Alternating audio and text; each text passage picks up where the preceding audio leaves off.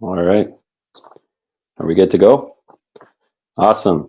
Hello, everyone, and happy International Workers' Day, also known as May Day. My name is Bruno Petraglia, and I'm with the Toronto Education of Working Class Struggle. You're probably asking yourselves who we are.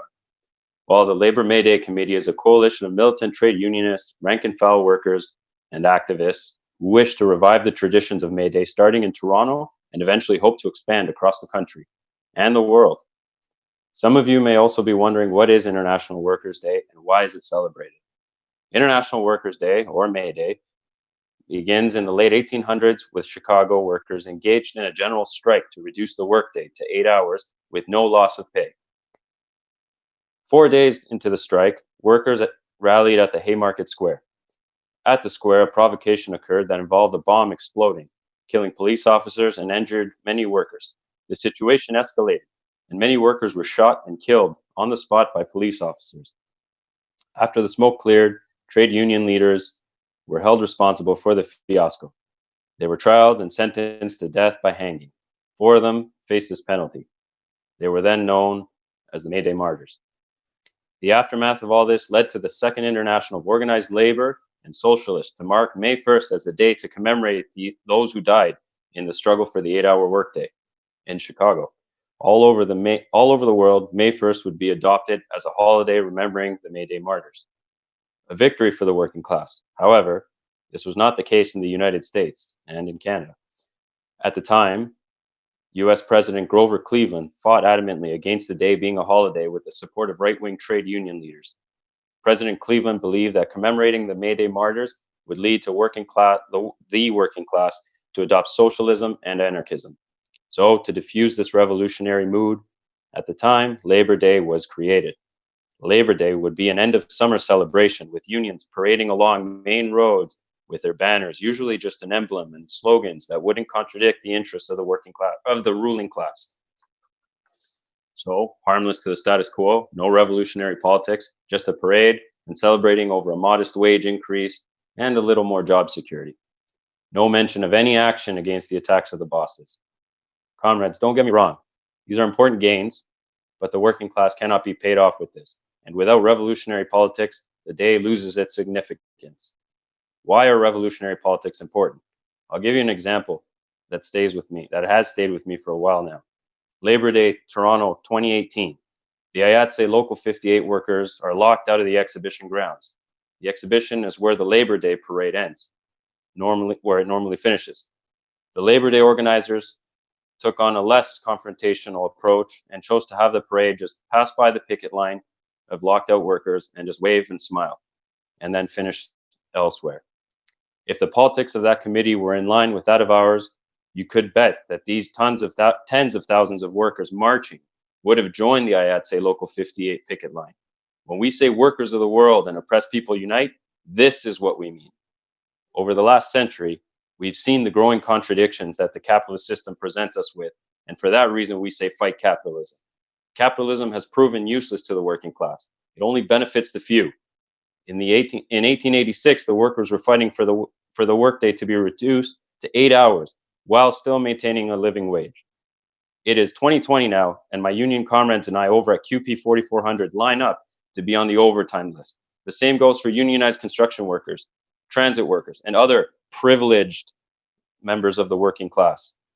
Folks, we're not doing this because we're greedy.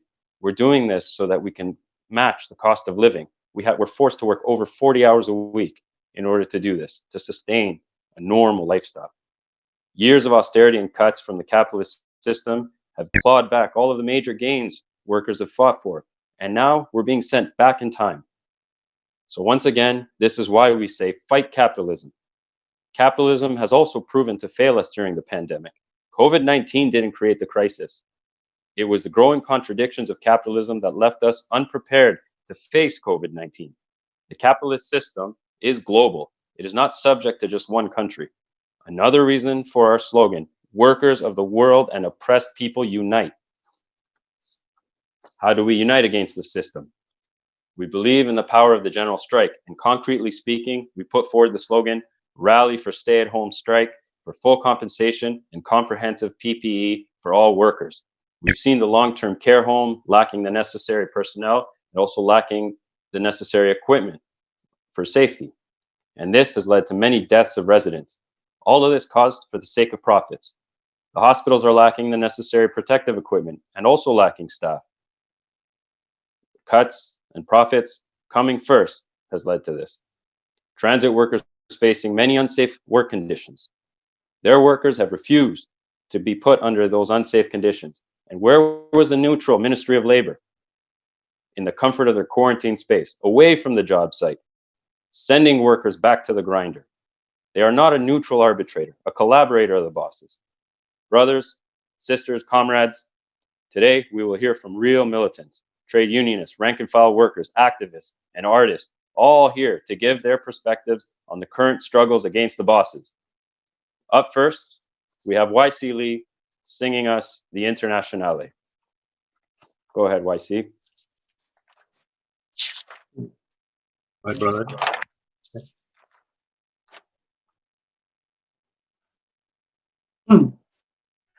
Arriba los pobres del mundo, de pie los esclavos sin pan, y gritemos todos unidos, viva la internacional. Removamos todas las trabas que nos impiden nuestro bien. Cambiemos el mundo de base, hundiendo al imperio burgués. Agrupémonos todos en la lucha final y se en los pueblos por la internacional.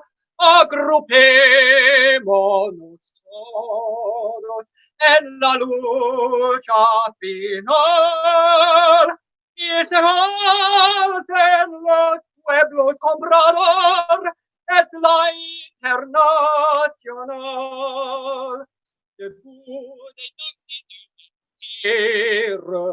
Debout les forçats de la faim, la raison tournant son cratère, c'est l'éruption de la fin. Du passé, faisant table rase, pour l'esclave, debout, debout, le monde va changer de base, nous sommes rien soyons. C'est la lutte finale. Groupons-nous et demain, l'international sera le genre humain. C'est la lutte finale. Groupons-nous et demain, l'international sera Arise, ye prisoners of starvation, arise, ye wretched of the earth. For justice thunders condemnation, for a better world in birth. No more traditions change shall bind us. Arise, ye slaves, no more in thrall. The earth shall rise on new foundations. We have been not, we shall be whole. 'Tis a final conflict. Let each stand in its place. The international working class shall be the human race. 'Tis a conflict. Let each stand in its place. The international working class shall be the human race. Power to the people! Power to the people! That was great. Now, that was the Internationale. That's the anthem, the international anthem for all the working class. Thank you, YC. Up next, we've got Jan Simpson, President of the Canadian Union of Postal Workers. Here is a militant leader ready to speak for us. Hear what she has to say.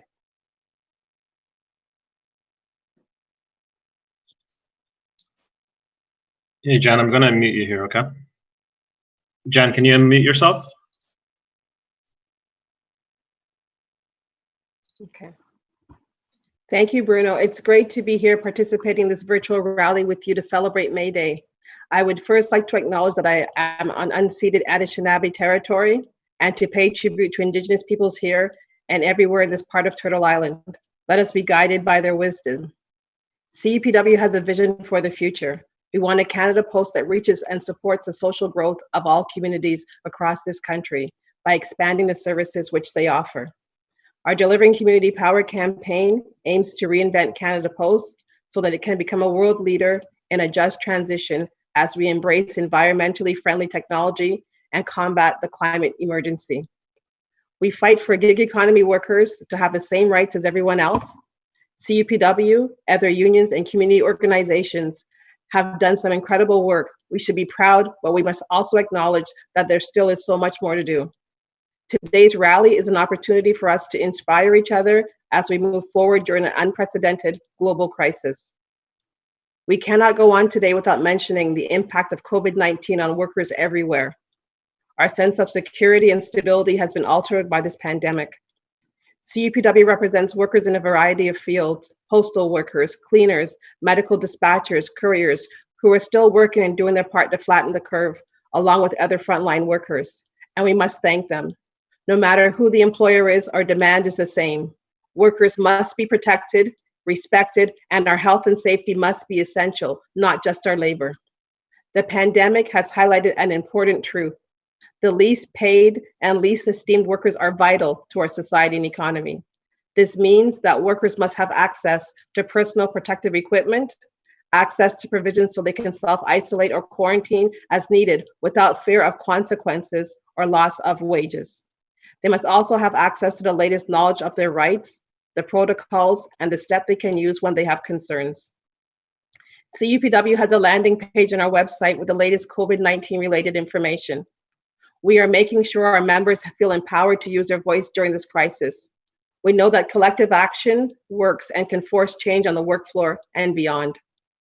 The pandemic has affected each and every one of us. It's a very difficult time, and we are all very scared. COVID-19 can be a turning point. We are seeing how the environment can heal itself. We are witnessing the power of community support and solidarity as we all work to flatten the curve. We are seeing wages being increased and housing being provided. How long have we been telling the government that this was possible and that it should have been done? Just a few days ago, Foodora, a food delivery company, decided it was going to close its doors because it was not making enough money in the Canadian market. In the middle of a pandemic, this company valued numbers over human lives. They gave their workers 2 weeks' notice. As wealthy as the Foodora company is, it has filed for bankruptcy with their parent company, Delivery Heroes, boasting over $1 million in profits. Foodsters, the organizing food couriers who work for Foodora, did not lose hope. They are standing strong and are continuing to organize and support each other. They actually had a rally this afternoon. CUPW is proud to be working with them to ensure Foodora is being held accountable. The news of Foodora's closures only comes a few months after the Ontario Labour Relations Board ruled that couriers working for Foodora are dependent contractors and have the legal right to unionize. This was a historic win for the workers, but especially for the whole labor movement. This is the beginning for better protection for foodsterunited.ca, and see how you can support them.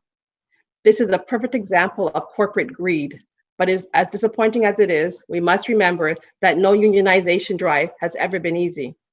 It is the solidarity, courage, sacrifice, and collective effort of each and every one of us that is to ensure this change must happen. This is just the beginning. Foodsters, gig workers, warehouse workers, and others, we are not done here. The working class has a lot more work to do. This pandemic has changed many things, but it has also brought us closer together. National Day of Mourning was on April 28th. Earth Day was last week, and as of today, May 1st, it is Asian and South Asian Heritage Month. All of these yearly events take on a new meaning in the context of a pandemic, and it is the key that we underscore all these dates. We know now better than ever that an injury to one is truly an injury to all. The health and safety of workers must be a priority. Personal protective equipment must be available and accessible. We cannot allow more workers to be injured, disabled, or lose their life at work.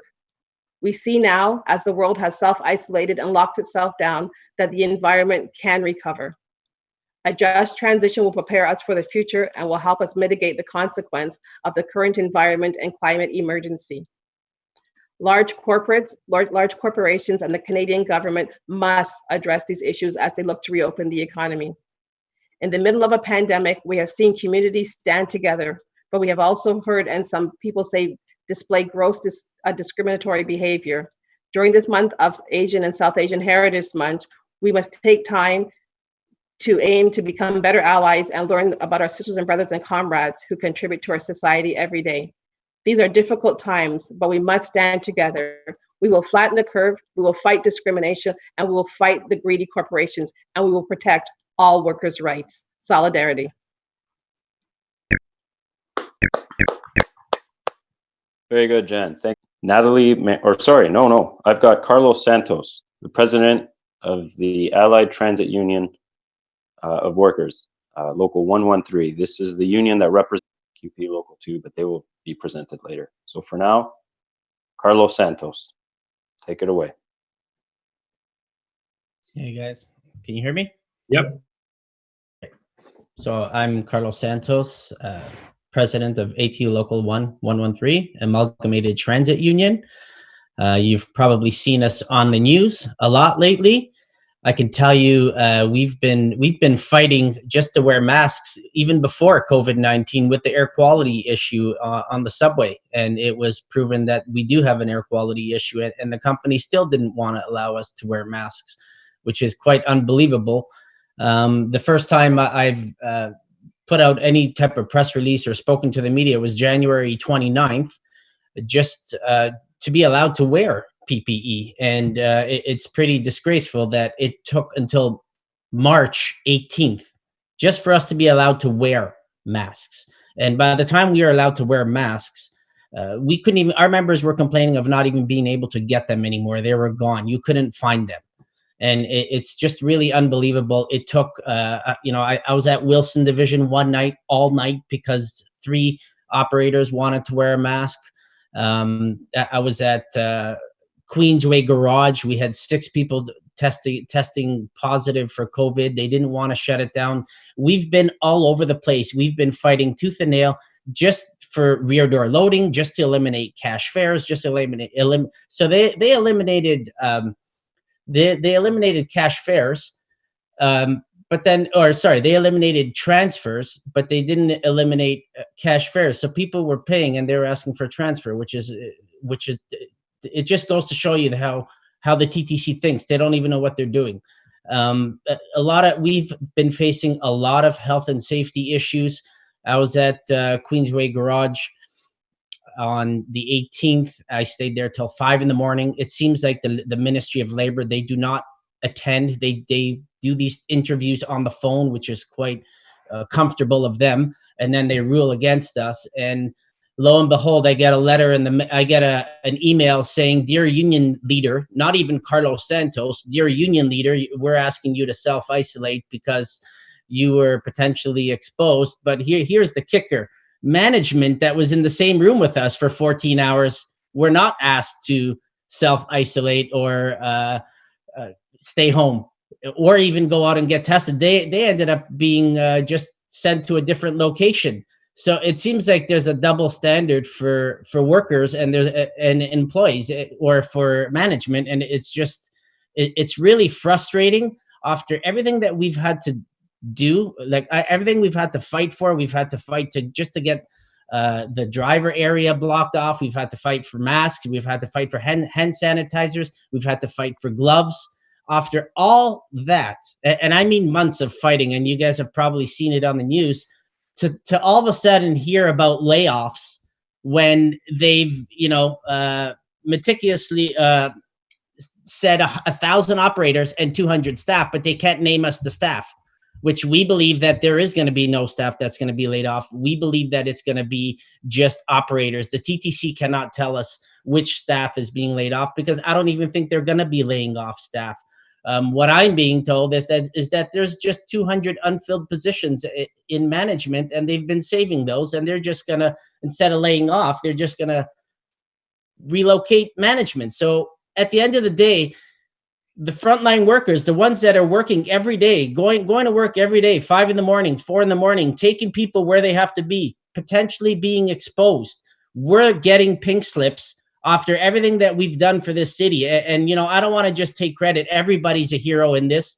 Healthcare workers, grocery workers, everybody, people that are working in a variety of different industries. But at the end of the day, we're being screwed, and we are being screwed about money. We walked into a meeting to resolve some health and safety issues, and before we can even say a word, we're being asked to give up concessions. It's quite embarrassing on the part of the TTC. It's quite embarrassing that they even want to bring up money issues when people are scared to go to work and scared for their lives. It's just completely ridiculous.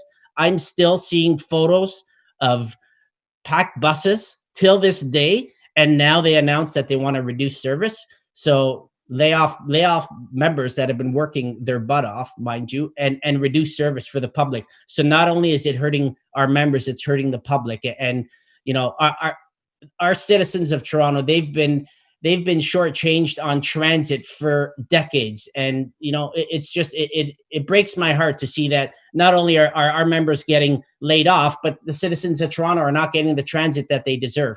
And it's really frustrating. We're going to keep doing what we have to do. But I can tell you one thing, everything that we've accomplished has been through, and unfortunately, I have to say this, it's been through work refusals. If we didn't have those work refusals, we wouldn't have won the mask issue. If we didn't have those work refusals, now the TTC has to provide face shields as well. So everything that we have won, we've tried to work with the company.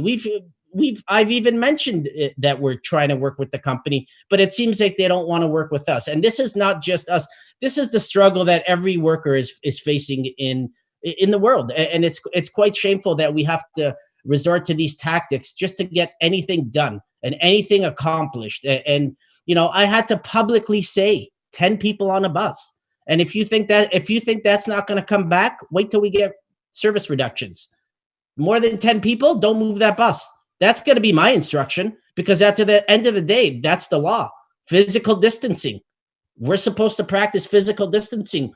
I don't want my members getting a ticket for not practicing physical distancing. So I'm honored to be here. Who would have ever thought this would have been an online rally? But what can we do? We have to roll with the punches, and hopefully next year we'll be out of this and we can march down some main street and disrupt who needs to be disrupted and who needs to be woken up. But again, I want to thank the Labor Day Committee for inviting me. I'm honored to be here. It's my first time. Thank you very much, and we'll talk in solidarity. Thank you, Carlos. Great speech. You're That welcome. was, Thank very informative, and explaining to everyone that's here as to what's happening. And unfortunately, the best any frontline worker can get is to be told that they're a hero. And what does this do? It sends a message across to everyone that says, it's okay for them to die because they're heroes, or get sick, or this sort of thing. And that's not right. That's not right. We don't want to be labeled as heroes. We want to be safe, because there's no need to be labeled as a hero, right? So, but of course, the work that the healthcare workers, the transit workers, and the grocery workers out there risking their lives must be acknowledged. So the next speaker that I'm going to present is from a healthcare worker, Natalie Mera sits on the executive of the Ontario Health Coalition. Natalie's going to tell us all about what's happening over with the healthcare workers. Take it away, Natalie. Thank you. I'm not actually a healthcare worker, but I do work with the Ontario Health Coalition, and here today, memorializing and taking inspiration from the tremendous workers' struggle of May 1886. I just feel very honored and very humbled to have been invited to speak, and I'm very happy to do it. I really think that we have to pay tribute to the memory of the workers who died at the Haymarket riot, killed by police, and all of the workers who have been killed or have died in the struggle for better wages and working conditions, for democracy in the workplace, for better work, and for social justice. I was doing an interview today, and I have to apologize at the very outset because I want to see all the speakers. I really would stay, but I have to leave very quickly to go and do a CBC interview. We're just utterly swamped right now. But I was speaking with CTV earlier today, and they asked me, how are you responding to what the Ford government has done and to what's happening in healthcare? And I had to say that I was, of course, unspeakably sad. The words cannot express, as we're tracking all of the cases in outbreaks in healthcare settings and congregate care settings. It is beyond overwhelming. But I'm also so angry. And I had to tell them, there is no way that this should have happened. Of course, we could not avoid a pandemic. But there is no way that what we are seeing today, the carnage, the fact that COVID-19 is raging through Ontario's, Quebec's long-term care homes, retirement homes, and even hospitals in Quebec particularly, could have been avoided. The hundreds of people who are dying in those homes, in those places of care and places of work, could have been avoided and should have been avoided. And I think as we think about May 1st, we need to challenge ourselves to think about how we are going to build the kind of struggle that ensures that this will never happen again.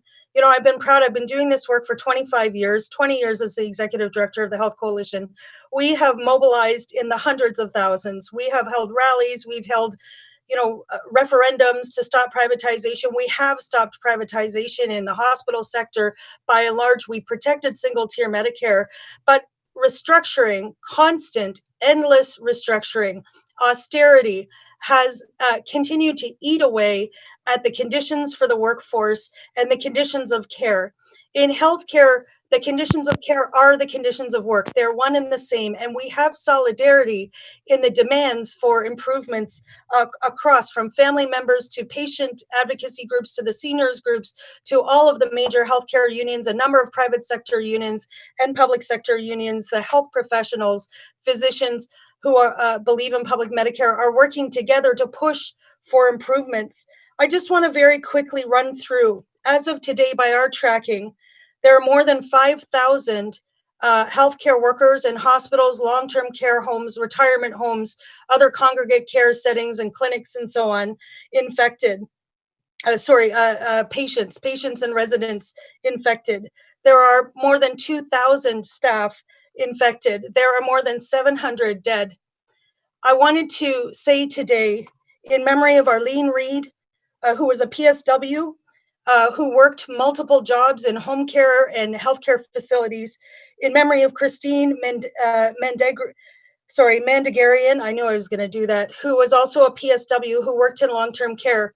We have to remember that the struggle in 1886, the riots, the general strike, the strikes in Chicago were a demand for an 8-hour work day. These people work 12-hour shifts at minimum. Many work precarious work in multiple healthcare facilities, as has been laid bare for everyone to see. They are racialized workers, overwhelmingly in the PSW roles. They are women. They are underpaid. Increasingly, their work is precarious. Healthcare cuts have come by cutting the public system in hospitals and offloading that work and that care into much lower funded care areas. And that has been accomplished by deregulating the workforce, by making more work precarious.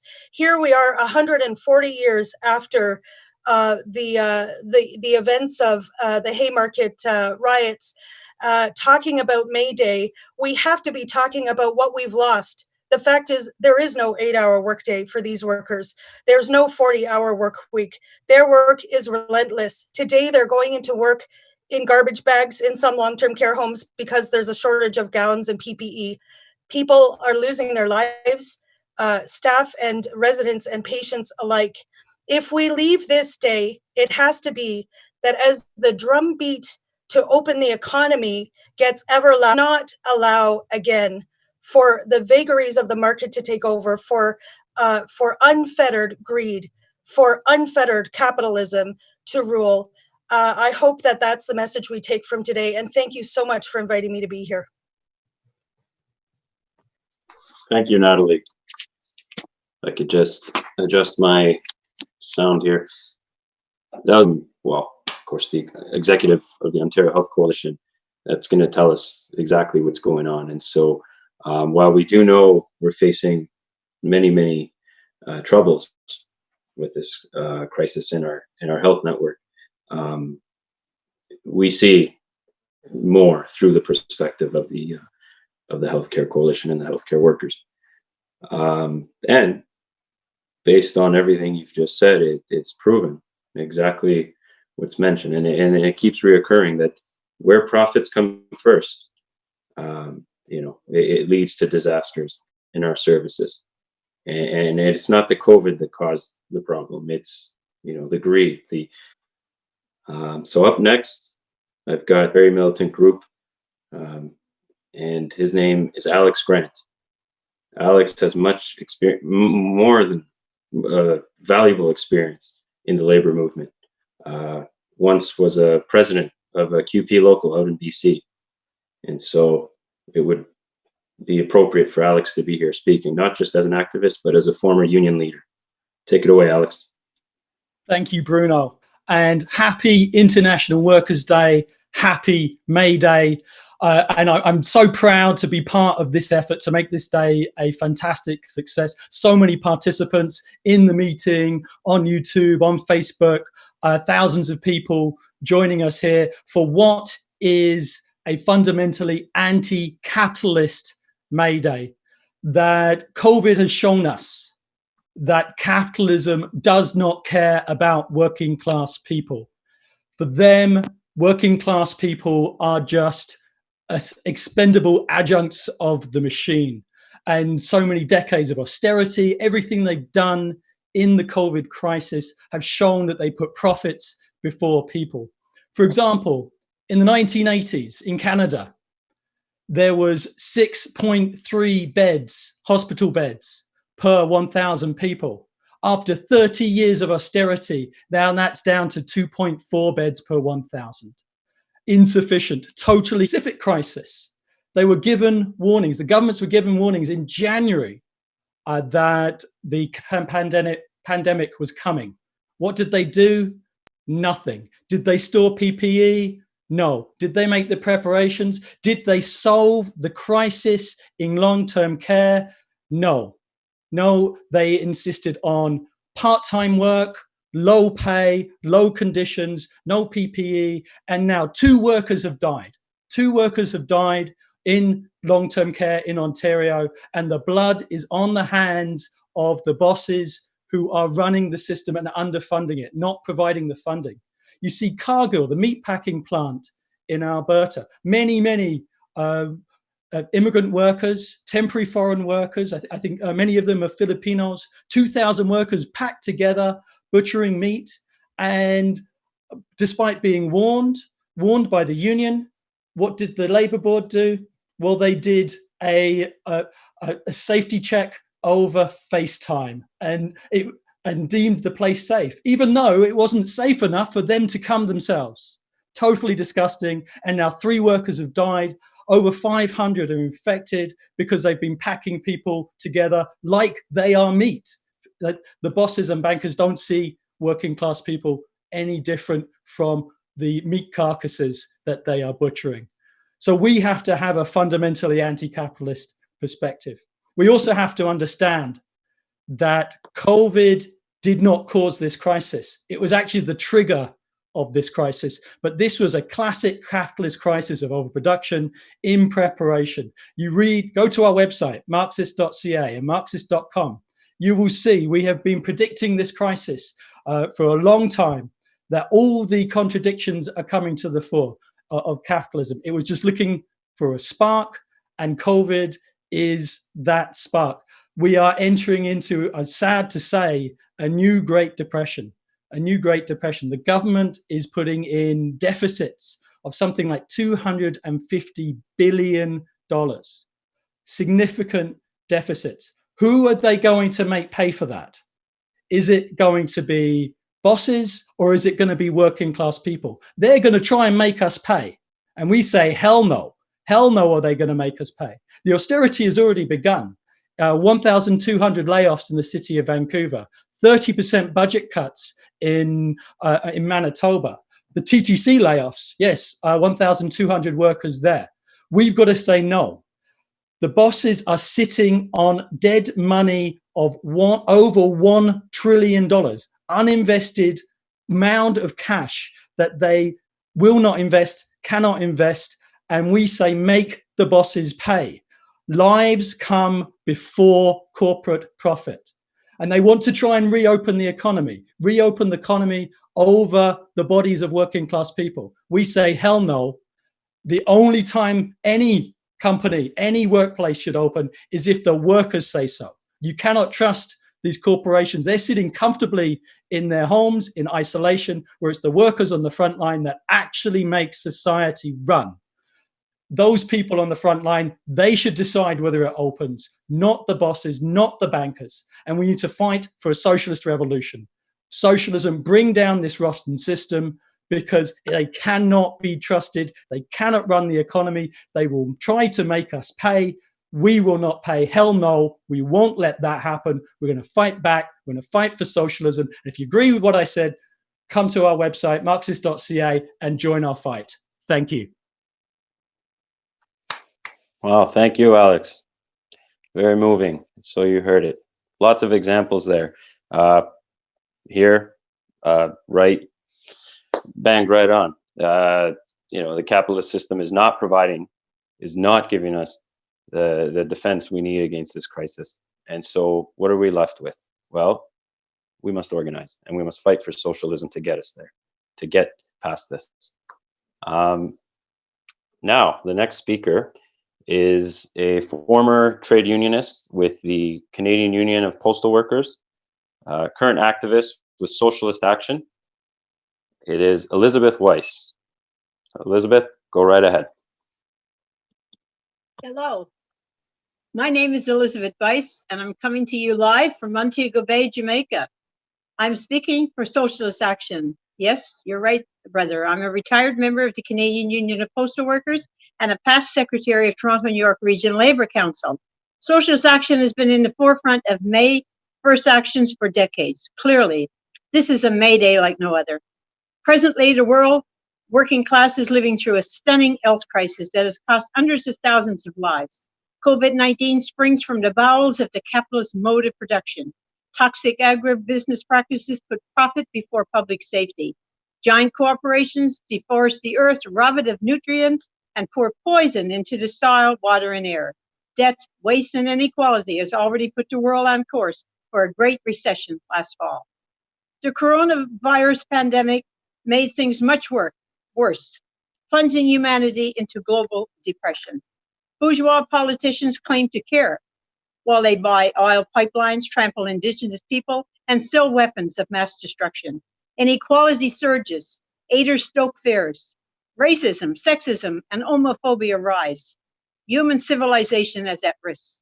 The choice is socialism or barbarism. If we are to survive, revolutionary change is urgent. Vital to the change we need is international working class solidarity. International Workers' Day was born in 1886, arising from the struggle for the 8-hour day. It celebrated the Paris Commune. Later, it defended the Russian Revolution, the struggle against fascism, and subsequent apartheid state. and with Venezuela against imperialism. More than ever, it is clear that capitalism is a dying system that threatens to destroy nature and humanity. What should we call it when capitalist governments cut funding to public health services and medical research, when they fail to provide productive care, while brave personal care workers are limited to part-time hours and are paid low wages with no benefits? What is it when the rulers close borders to starving millions displaced by war and climate change caused by the GT? I won't mince words. I call it murder, mass murder, rooted in capitalism. But there is an alternative to this genocidal system, a rational, democratic, and cooperative alternative, socialism. To achieve socialism, it is vital that we advance concrete transitional demands to increase the confidence and capacity of the working class to achieve change, to win. Socialist action demands basic income for all, regardless of immigration status. Nationalize big pharma. Put a moratorium on residential rents and mortgage payments. No evictions. Cancel student debt. Make education free. Build quality social housing on a mass scale.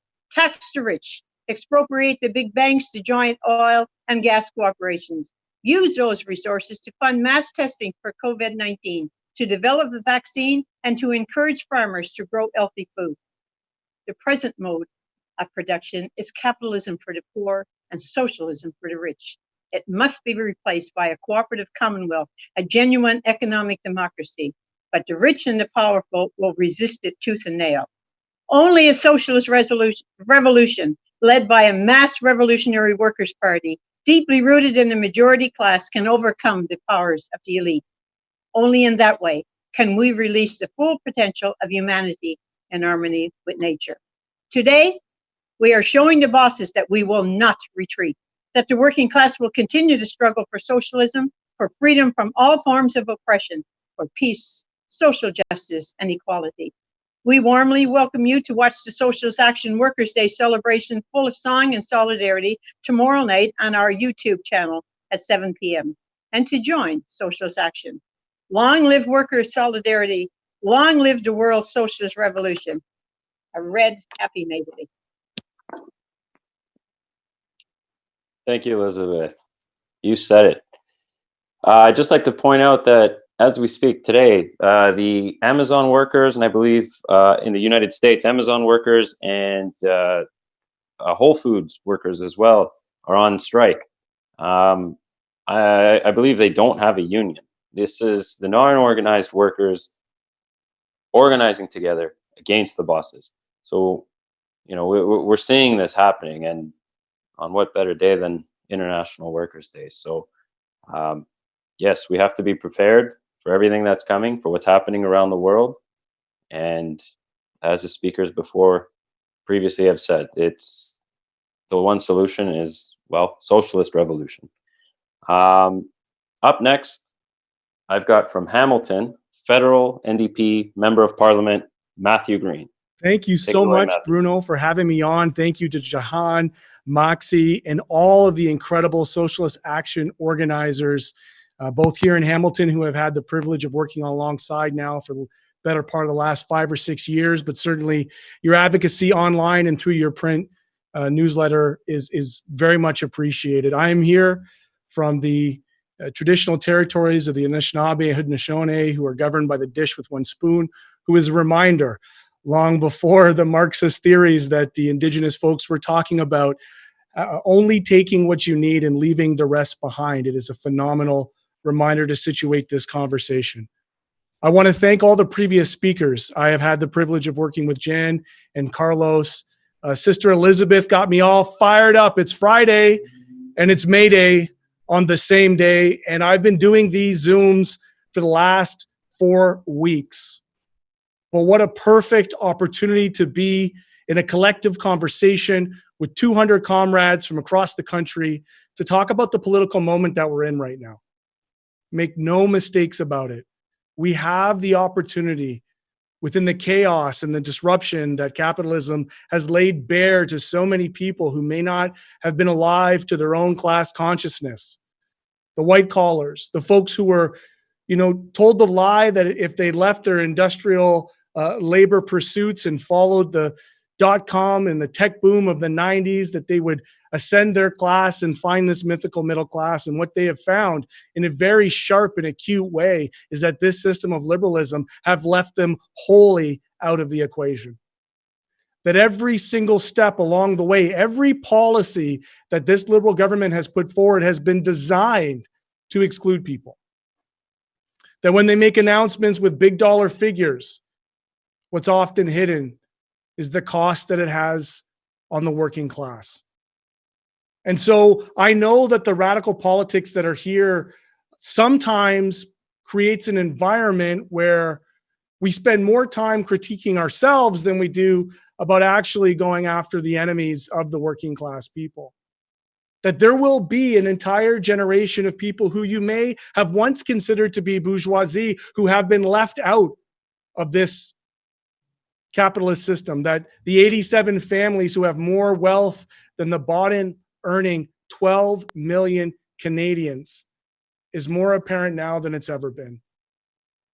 And that's why I'm proud to say that we have the opportunity to rebuild this country in a way that claims power. And quite rightly, it's not about reclaiming power, because I'm unsure in Canada that workers have ever truly had power in elected government or in the various levels of government. But we do have the opportunity through political participation, through extra parliamentary direct action, to get the goods in this moment. Make no mistakes about it, comrades. The culture war is going to ramp up. Capitalism is on its last legs, and it will be violent, perhaps more violent than it's ever been. We've seen it already, these conversations of stark austerity, where there's actually a mainstreaming, a platform of a consideration that these capitalists, these wolves of Bay Street, would actually sacrifice our most vulnerable people to send us back into this working economy.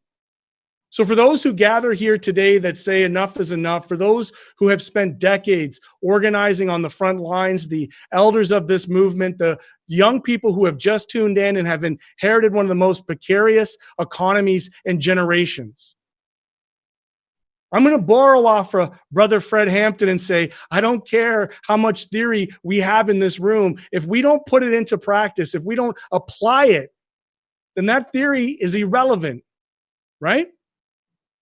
Any theory that we have to practice, and we have to know that we're going to make mistakes. We have to give ourselves permission to make mistakes in these critical moments, but to know that when we correct those mistakes in a way that is through solidarity, in a true solidarity of love, and not one of this like petty bickering that we often fall ourselves into, this sectarian a need to always be right, that we have to push through this time, and we have to come out on the other end with a greater solidarity, with a bigger tent that's going to include more people, the masses that we know that we need in order to win this struggle. And it's through that shared struggle that I do believe that the moment is here. Alex put it out there in a very compelling way, that there has to be a shift, that we have to have an economy that is democratic. We must have an economy that centers the planet and the people. Otherwise, we are going to face sure destruction through extractionary capitalism, through catastrophic climate change, and through ongoing pandemics like we've seen today. Thank you so very much for having me on. I know that I'm at my 5 minutes. Bruno, Jahan, and others, everybody who made today possible.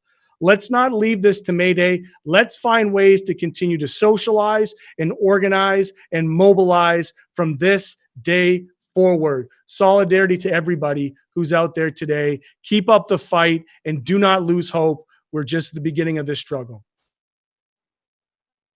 Thank you, Matthew. Solidarity. Now, what celebration would it be without more music? So up next, we've got Muhammad Ali performing to us Democracy Now!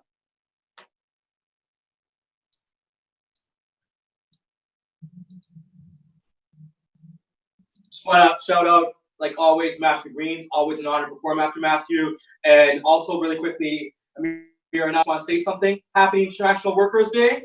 Happy May Day. And thank you to all the organizers. I know there's so many of y'all, so many comrades that made sure that May Day still alive, even in such troubling times. And without further ado, you ready? Yeah. Would you send your future son out to Ferguson? Would you see the front line or be the first to run? Would you still rally if the battle won't be won? Ferguson, Ferguson, this goes up to Ferguson, because they got me putting red up on my visa. Sky is the limit, they don't want to see us reach it. They want to keep us down, they want to keep it secret. The people, united, will never be defeated. All the way at the top, they don't see it. Champagne by the leaders, elitists. Sick of broken treaties, sick of how they treat us. The people, united, will never be defeated. You mathematics, we the millions, we the masses. Without wonder, we outnumber millionaires across the planet. We parse poetics, it ain't even positive. We politic in places, they ain't talking politics. Park benches, coffee shops, street corner barber shops. Real life, it's really like I really hate my boss. But people sick and tired because they're always sick and tired. We so sick of these liars, so we turning freedom fires. We turn spark fires, strength in number, the solution. The power of the people stronger than people in power. They're powered by the people. We put those people in power. 99 for everyone. That's mighty fine. We like the odds. 99% of the world. The time is ours. Money, power, respect. Money, power, respect. Money, power, respect. Just keep it all in. Money, power, respect. Money, power, respect. Money, power, respect. They just keep it all in. Because they got me putting red up on my visa. Sky is the limit. They don't want to see us reach it. They want to keep us down. They want to keep it secret. The people, united, will never be defeated. All the way at the top, they don't see it. Champagne by the leaders. All my leaders is elitists. Sick of broken treaties. Sick of how they treat us. The people, united, will never be defeated. The people, united, will never be defeated. The people, united, will never be defeated. The people, united, Will never be defeated. Amir Omir, Muhammad Ali, the Socialist Vocalist. You can find my music online at Socialist Hip Hop on all social media handles.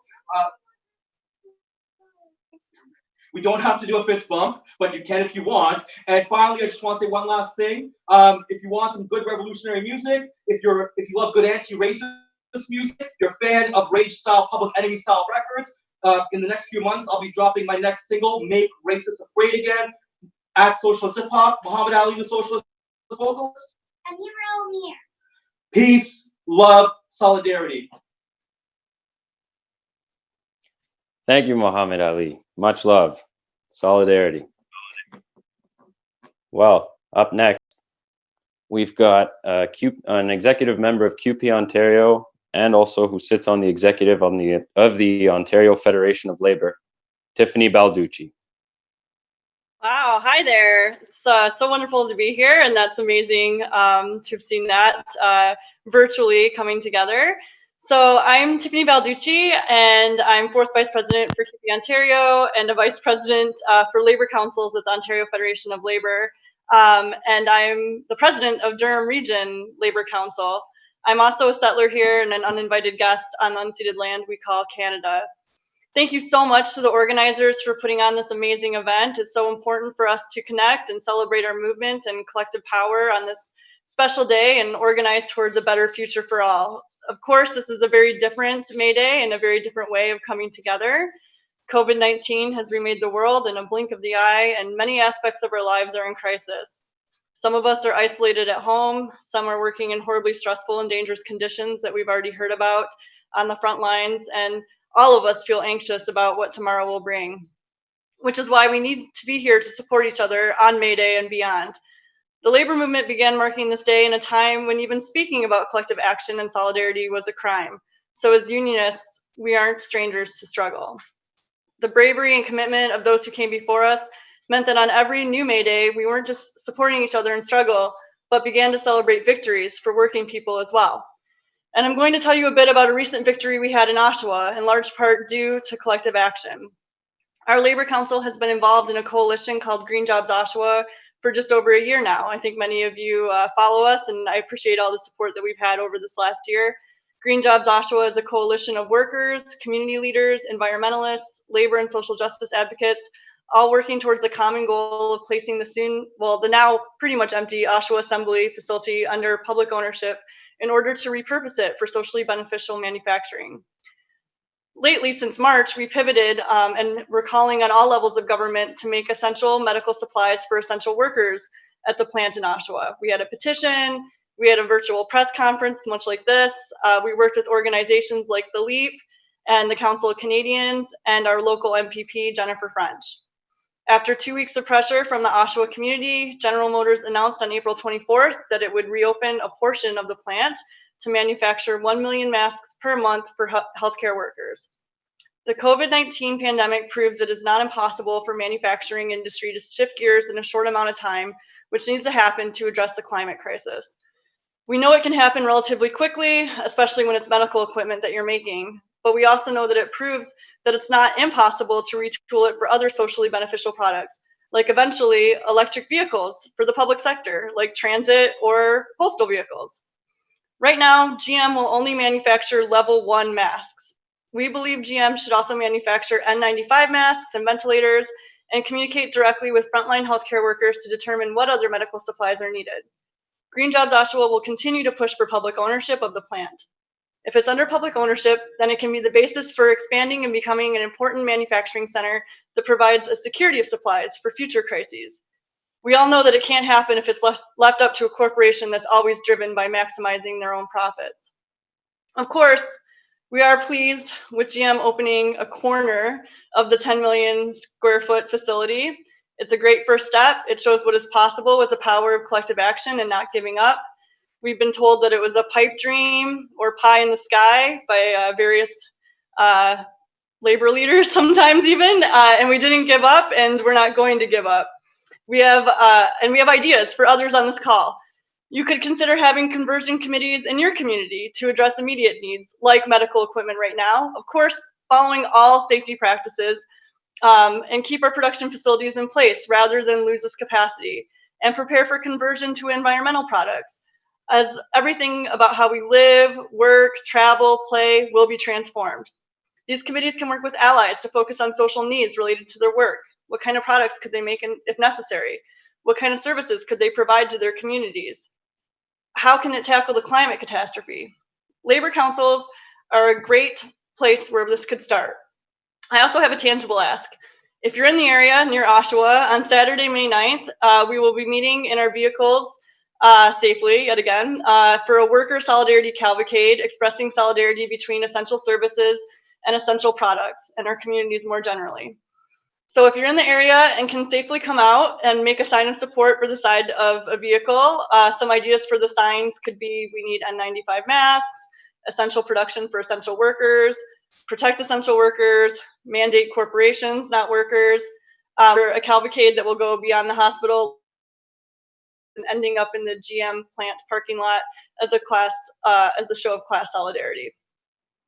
And I just want to mention that May Day is a time to honor past victories, but its true purpose is to bring our message to the world about the future that we've heard about already, the future that we can have beyond capitalism.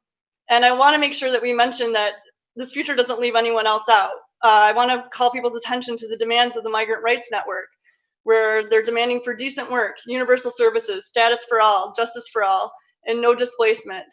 We have to support each other against the virus, but into the future. And what our future holds can seem very far away, but there are signs that it's much closer than many of us would have imagined months ago. We've heard that the COVID-19 pandemic shows that capitalism fails workers.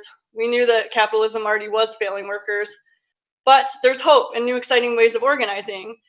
Payday Report currently has a map of over 100 worker strikes, walkouts, sickouts, and protests over COVID-19 issues across many sectors that we've heard about already.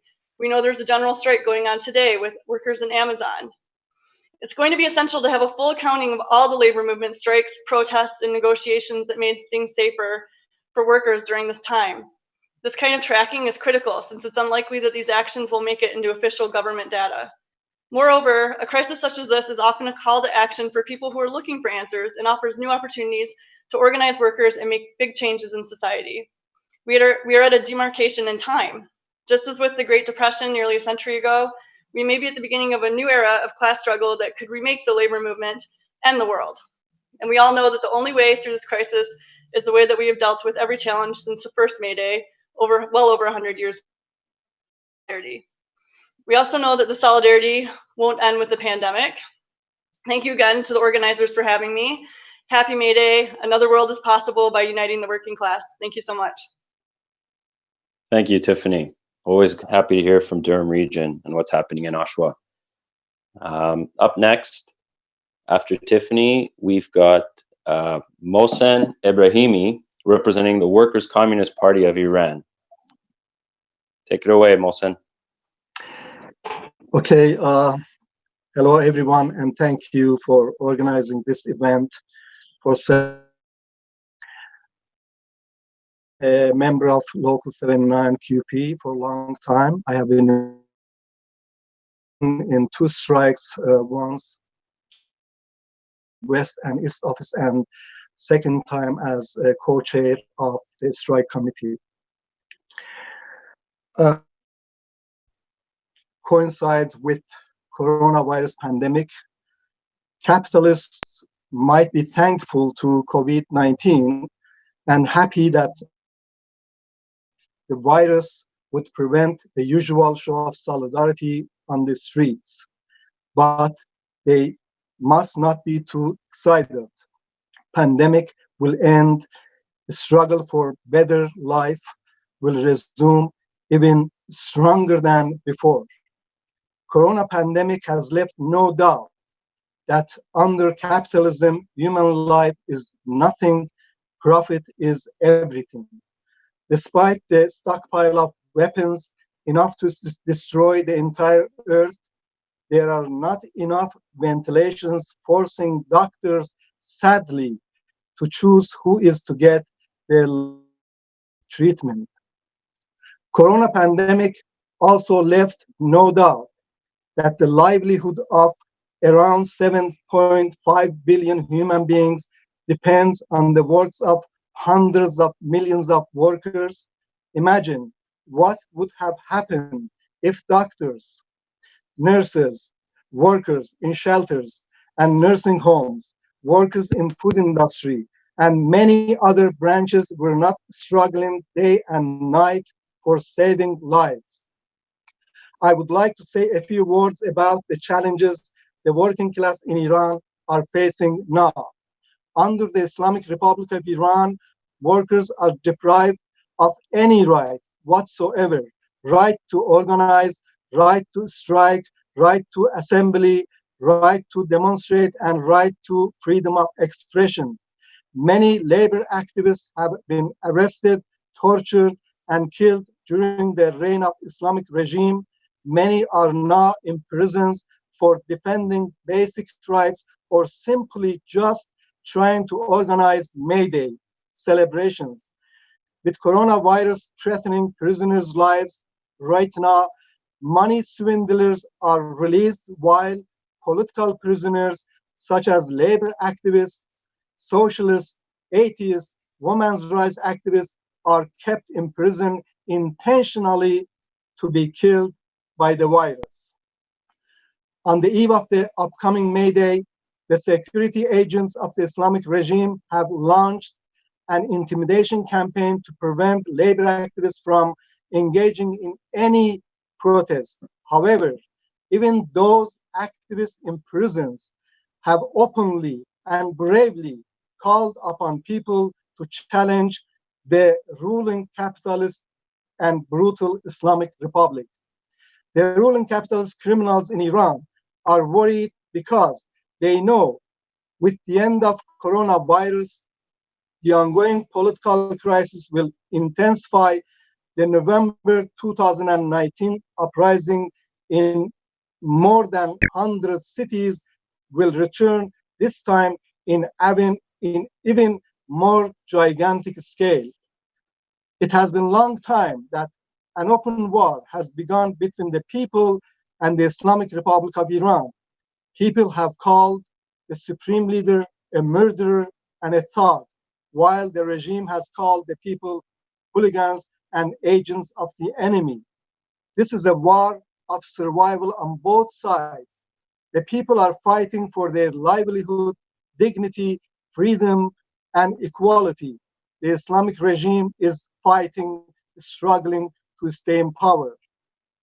Anyone who follows the news in Iran in recent years would have no doubt that immense street protest and workers' strike is impending. An all-out war is on the horizon.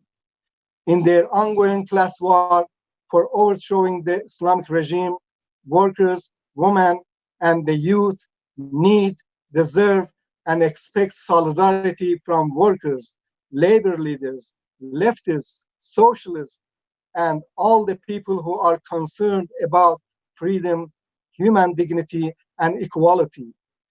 If the October Revolution turned the political scene of the 20th century in favor of struggle for a better life around the globe, the victory of the socialist revolution in Iran definitely will turn the political scene of the 21st century upside down in favor of the worldwide struggle for a humane, equal, free, and socialist world. Long live May Day, long live socialism. Thank you. Thank you, Mohsen. Very moving. It was always nice to hear from the perspectives and what's going on in Iran. I know that the media here paints us a picture of Iran and what's happening, and we don't get a very clear message. And so, what better way than from a militant trade unionist and somebody who's well informed on what's happening there? Thank you very much. Up next, we have a retired leader, retired activist from the Ontario Coalition Against Poverty. But although I say retired, this individual continues to spread a message of the fight against the system and what it does to the most vulnerable sector of society, the homeless, and continues to be very influential. And that person is John Clark. John Clark, the floor is yours. Take it away. Thank you so much. Thank you, comrades. One of the really important things I think about May Day has always been that it begins with a very practical and immediate struggle for the needs of working class people, a fight for the 8-hour day, a fight to limit capitalist exploitation. And yet at the same time, it's advanced by those who have a perspective not just of improving life within capitalism, but of transforming society. It advances a socialist vision, an anti-capitalist perspective. And at this time, I think that is of particular significance and importance. We face really at least a three-pronged crisis at the moment, a crisis of capitalism that involves, of course, a global pandemic that is dreadful in its consequences and implications, but that leads into tips over into an economic crisis that even the BBC is comparing to the Great Depression. So an enormous downturn in the economy that's going to have implications for years to come. And sitting over all of that, this ecological crisis, more than a climate crisis, a generalized ecological crisis. And really what I think is posed by all of these things, and we say this on May Day, is that capitalism is no longer simply at odds with the needs of working class people. In a way far greater than it's ever been, it's at odds with human survival. It's at odds with a future for this planet. And so the need for social transformation is enormous. But the only way forward is one of struggle. And right now, we're dealing with a situation where hundreds of millions of people across this planet are seeing sudden, dramatic, and intolerable changes taking place in their own lives. And that's something that really has incredible implications. I see today Lima, Peru, people locked down, starving, taken to the highways because they simply can't survive in the city. I see in Johannesburg, South Africa, a queue for food that is 3 kilometers long. And yet, even in this wealthy city of Toronto, there is hunger. Homeless people have been abandoned to infection at the hands of the virus and left on the streets. hundreds and hundreds of thousands of tenants live with the threat of eviction hanging over their heads at the moment. The long-term care facilities are turned into for-profit death traps. And that's the reality in this showpiece wealthy city.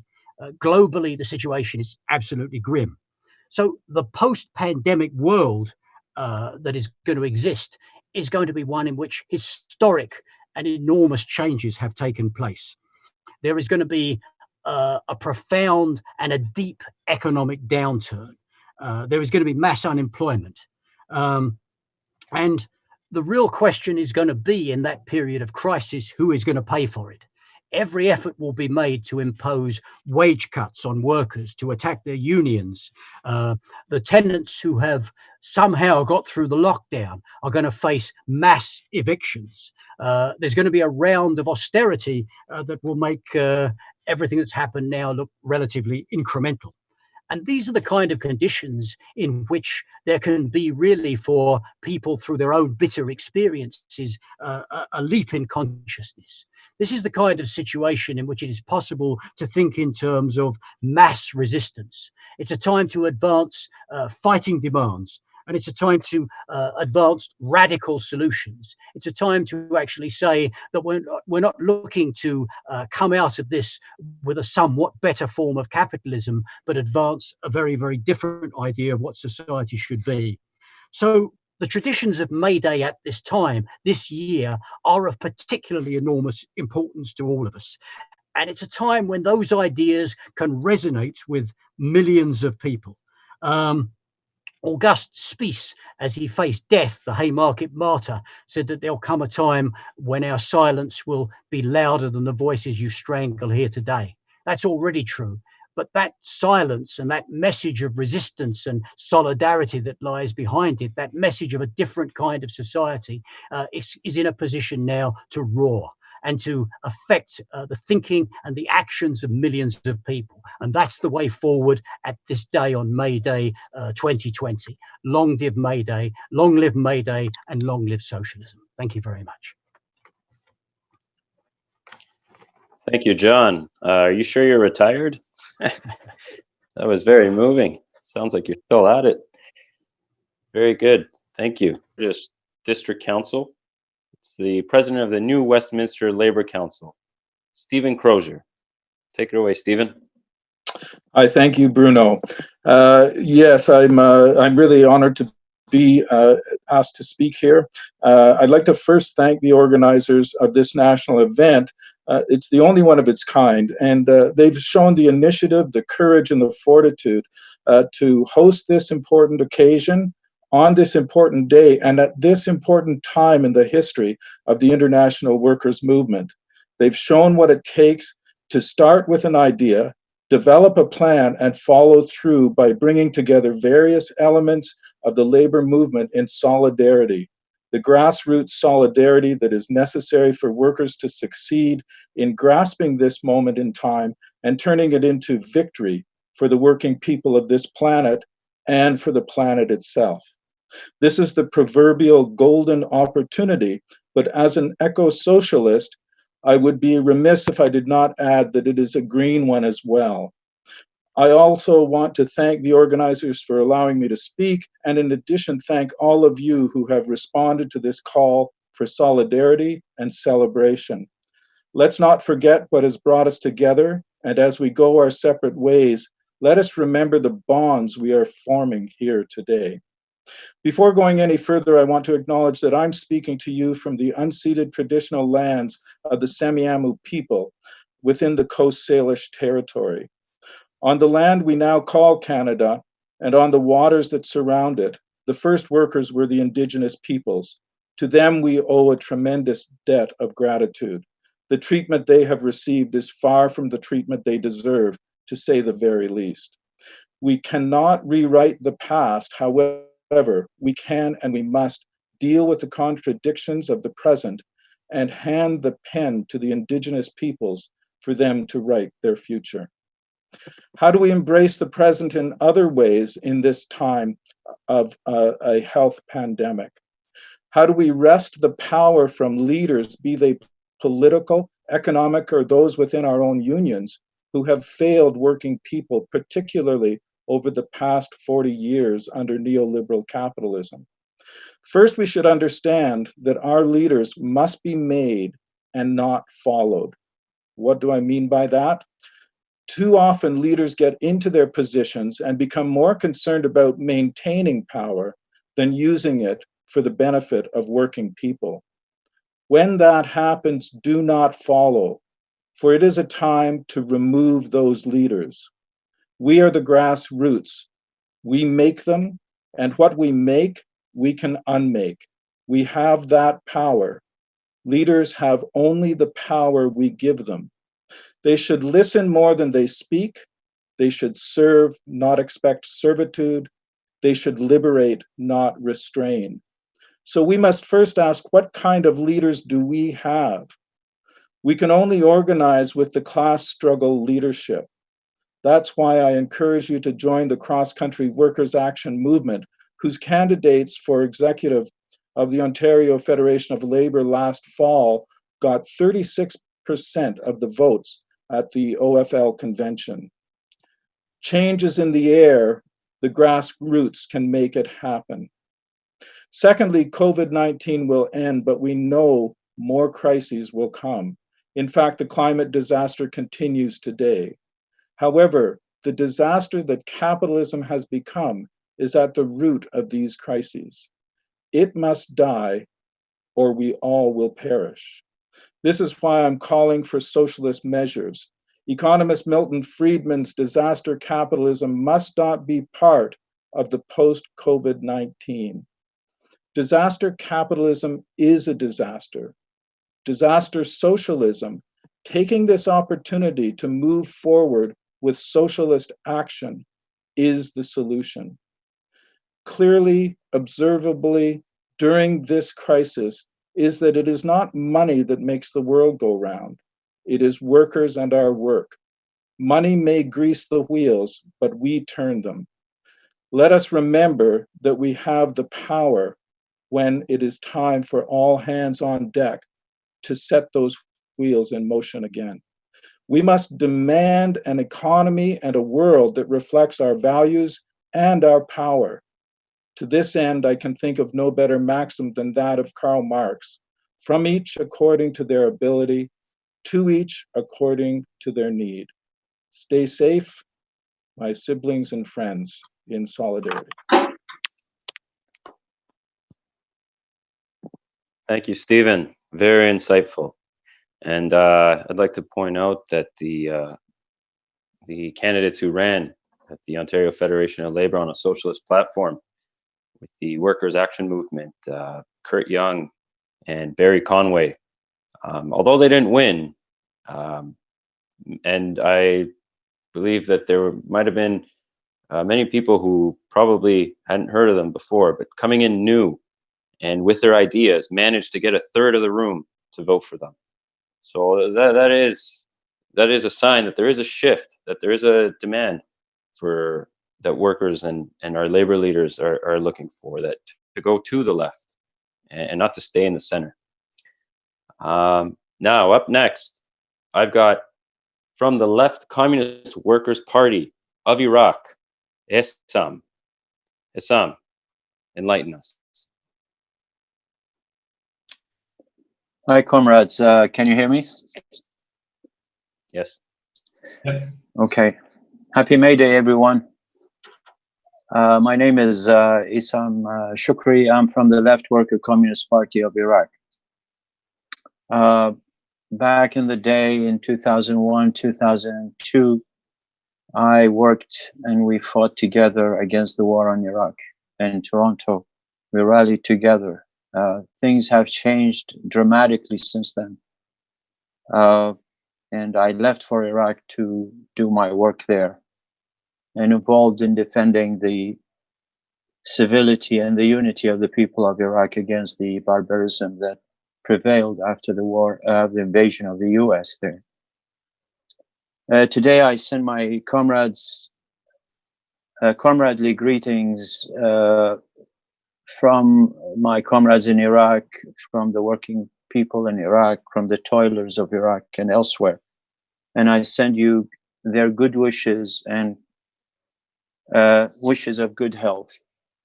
This Labor Day, comrades, is celebrated whilst human society is facing two unprecedented crises. One is more dreadful than the other. The first one is the mass death of thousands of people.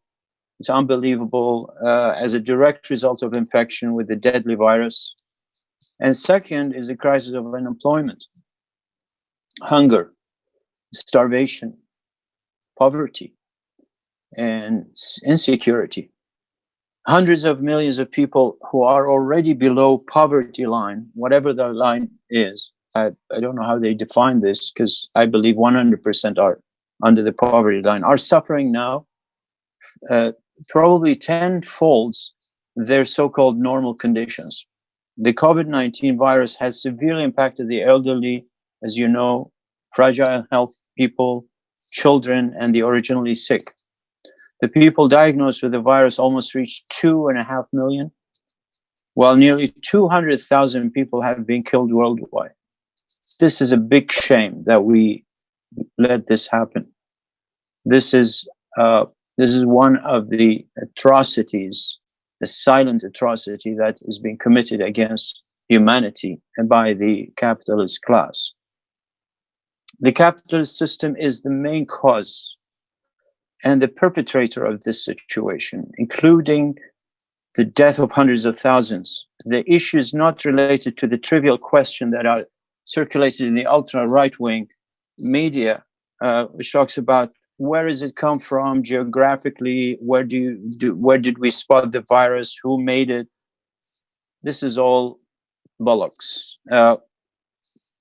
In today, the lack of masks and the simplest means of personal protection, especially for health workers and those working in senior homes, is shameful. It is a fact that 20% own more than 80% of global resources, yet there is a huge lack of testing kits, hospital beds, respirators, or enough health workers due to austerity measures. I'm not talking about Iraq, I'm talking about literally everywhere. 20% or less, we call them in our literature the 1%, is spending billions of dollars on the defense of the corrupt and exploitative system. They spend billions of dollars literally on armies, on weapons to invade countries like Iraq, paid media to spread lies and propaganda and brainwash people's minds, and on religion and its institutions to spread fatalism, division of people, despise of science and rational thinking, and so on and so forth. I'm not going to talk about the destruction of the environment here. Rather than asking who spread the virus or from where did it originate, or increase racial hatred and bigotry as they wish to do, the real question is, as workers are asking, according to what system does this happen? Under what conditions? Who created these conditions? Why isn't there enough protection? Why aren't there enough beds for the sick people? Why nurses have to make this inhumane choice, who to die and who to live? Who is responsible for creating inequality that resulted in the death of millions of people, or infection of millions of people, but less than 1 million people died? These are the questions that being the workers around the world and the workers are asking. In Iraq, the society is suffering from the rule of religious, sectarian, nationalist, and ethnic militias, lack of civil society and rights. Iraq society face an epidemic silently due to lack of any governmental service whatsoever. No governmental support for the Iraqi people. They give them 30,000 Iraqi dinars, which is about $180 a month for a family, and are forced to stay home with no income.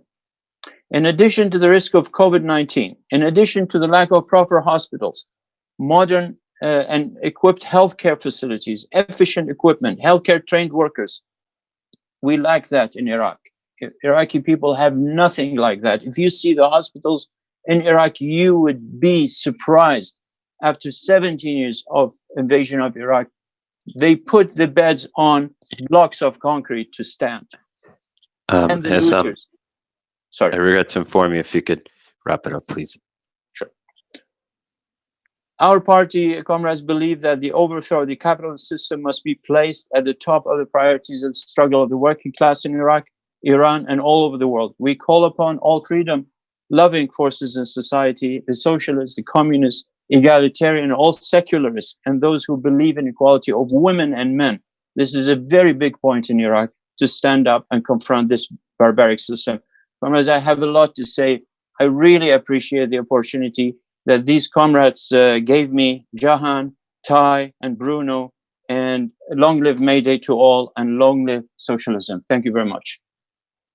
Thank you, Assam. Yes, and it's true. It's 5 minutes is nowhere near enough to get the valuable information we need from the perspectives of the different speakers. It's unfortunate, but it's also a good problem to have, because we have so many speakers.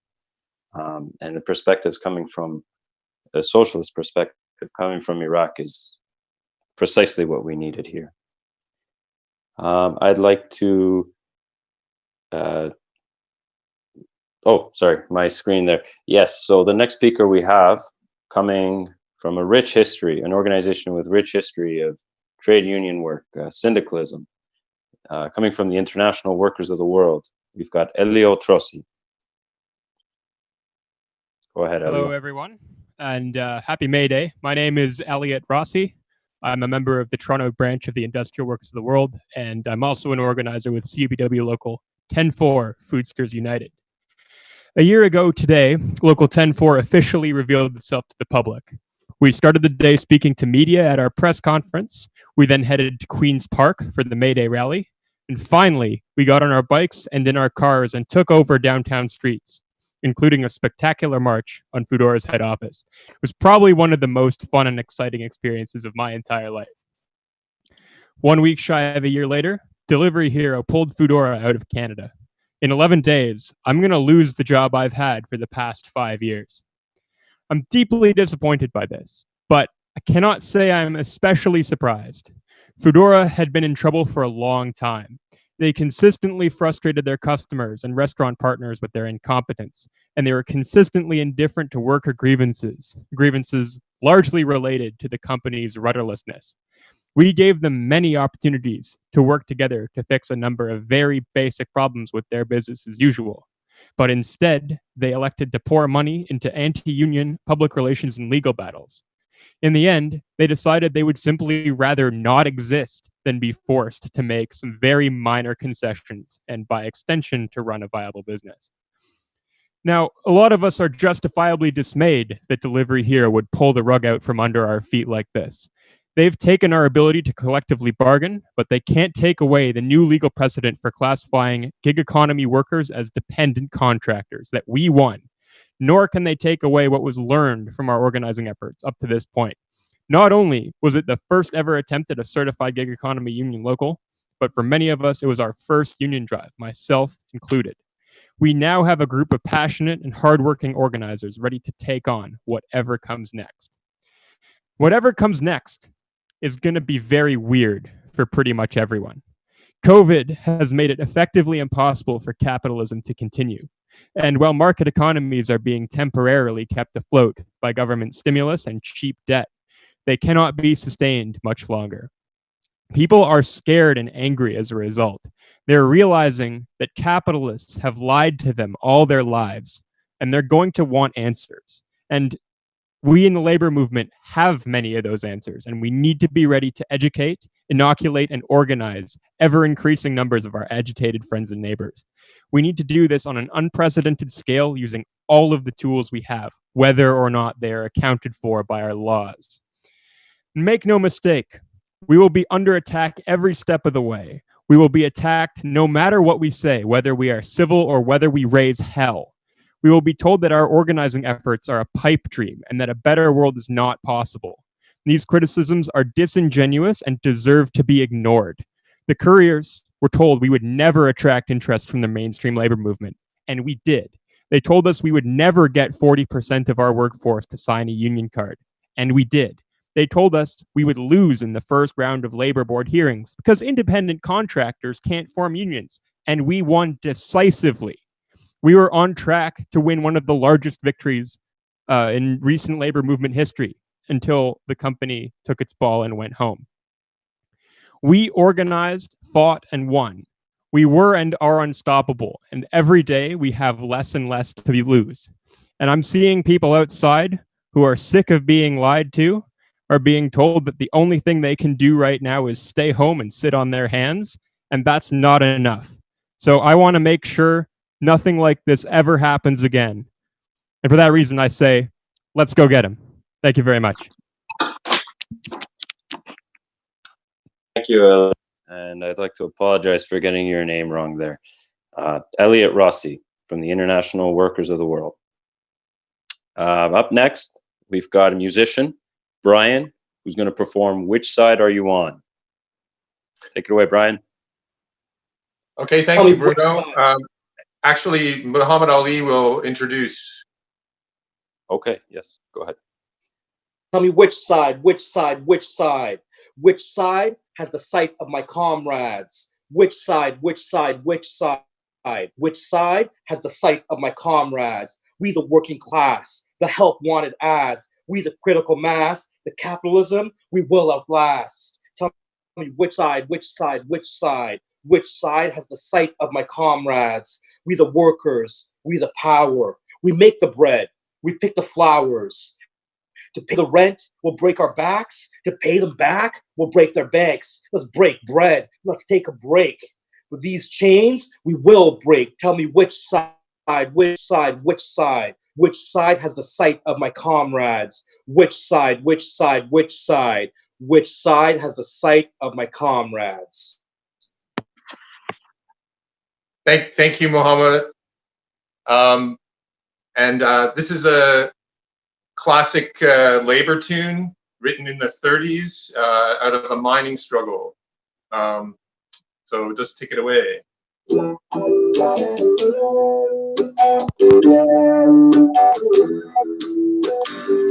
Side are you on?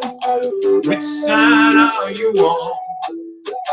Which side are you on? Which side are you? Which side are you? Daddy was a miner, and I'm a miner's son. I'll stick with the union till every battle's won. They say in Holland County there are no neutrals there. You'll either be a union man or a thug for J.H. Blair. Which side are you on? Which side are you on? Which side are you on? Which side are you? Which side are you? Now then you stand it. Tell me if you can. Will you be a lousy scab? Or will you be a man? Takes care for the bosses. Don't listen to their lies. Us poor folks haven't got a chance unless we organize. Which side are you on? Which side are you on? Which side are you on? Which side are you? Which side are you? Which side are you? Which side are you? Which side are you? Which side are you on?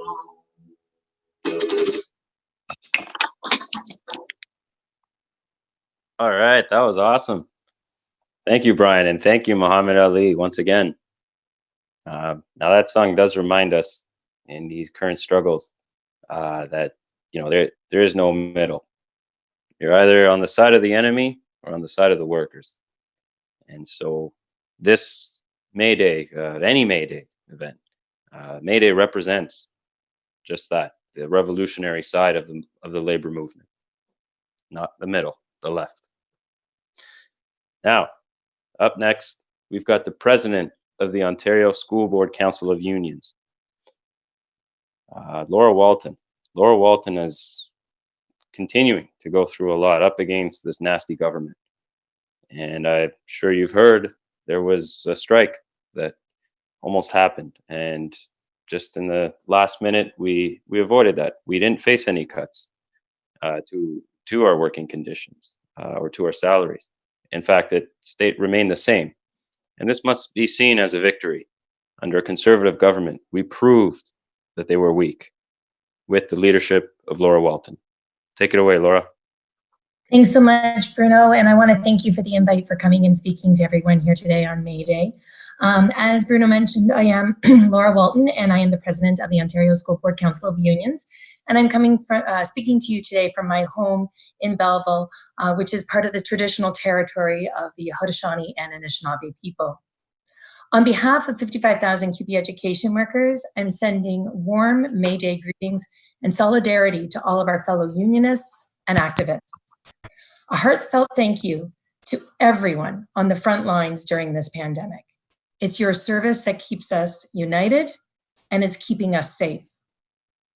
But there's no getting away from the fact that this is a pretty unusual May Day. In Ontario, years of austerity are coming home to roost. COVID-19 has exposed the terrible weaknesses in our public services. There are mass layoffs among our fellow workers. Governments are using emergency powers to trample on the rights of workers. Big businesses are getting lavish handouts while workers are getting crumbs. And once again, the most vulnerable amongst us are paying the highest of prices and facing the greatest of dangers.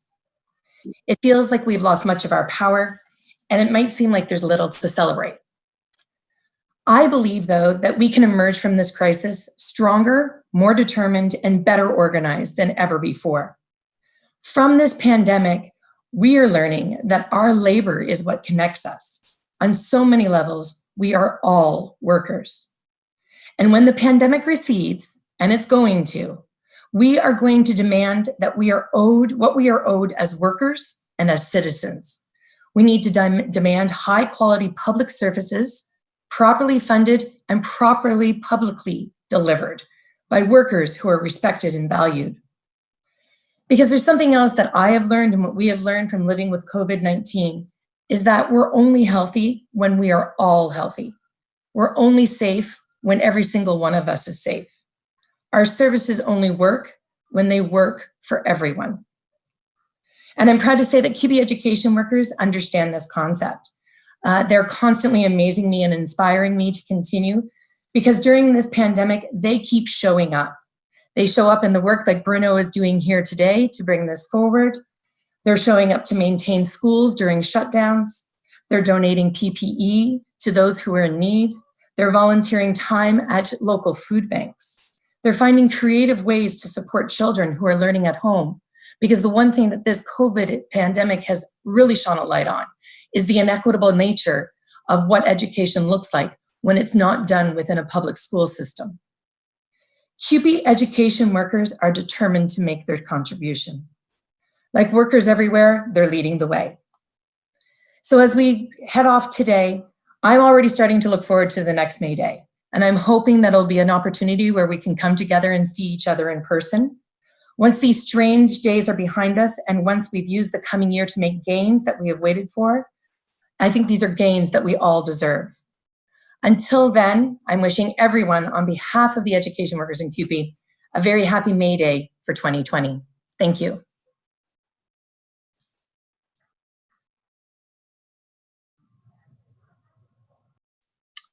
Oh, Bruno, are you there? All right, looks like we temporarily lost Bruno there, but I'll take over. Thank you, Laura, for that speech. Next up, I have Tynan Liebert from the executive of the Canadian Union of Public Employees, Local 2. Tynan, you ready to go? Go ahead, Tynan.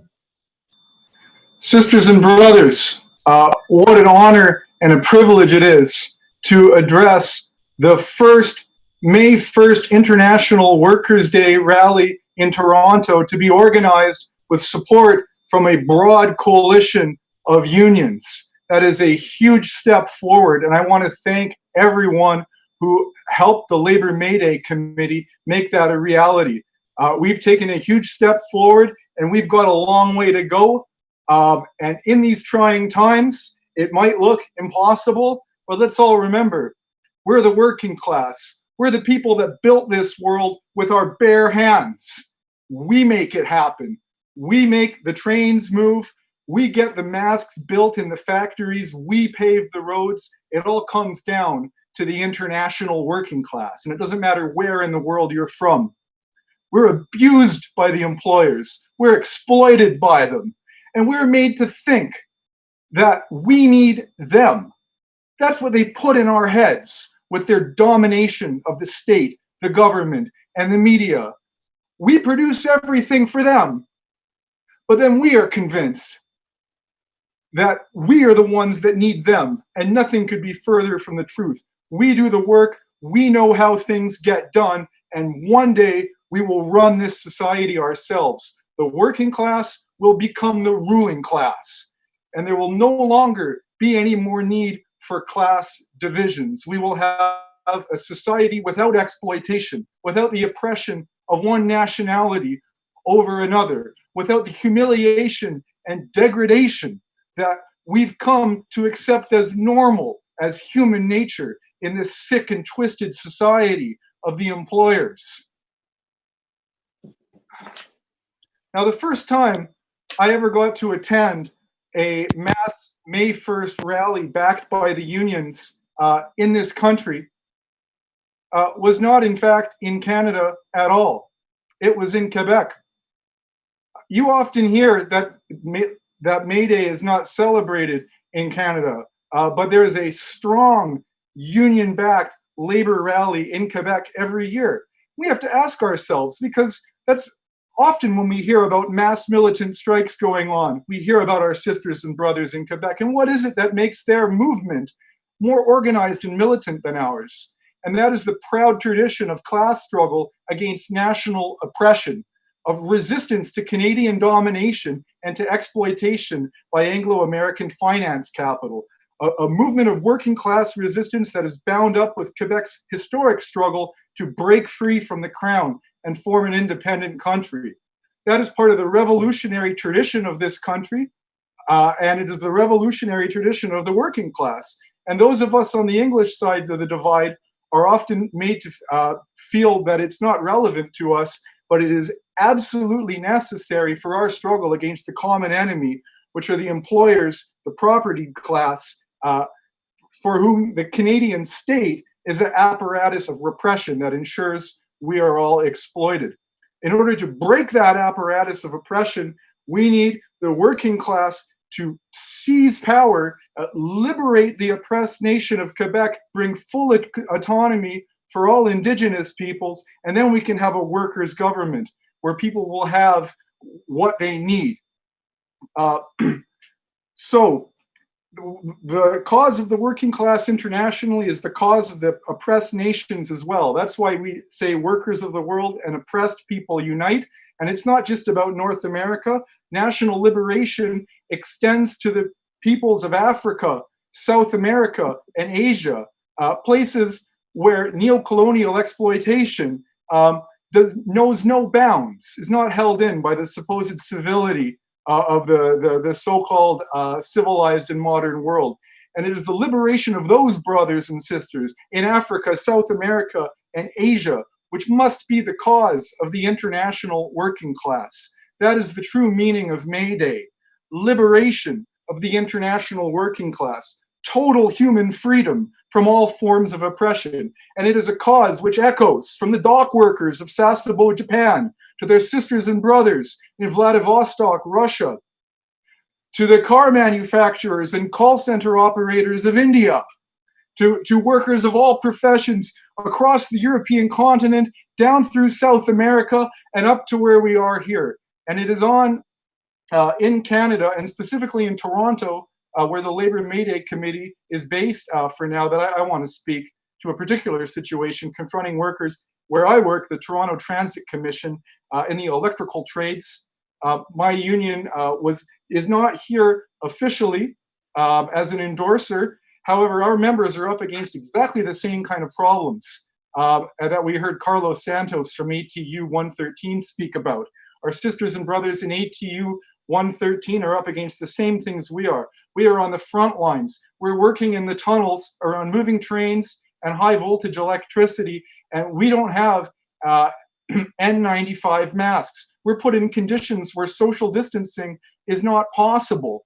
And the only recourse, legal recourse given to us, work refusals, is completely stacked by the courts, the Ministry of Labor, which are just weapons in the arsenal of the employer. Every time you put in a work refusal, and Carlos said it, and I'm going to say it too because it's important, the ministry, they don't even show up. They get you on the phone. They tell the employer, forget it, these guys are going to go back to work.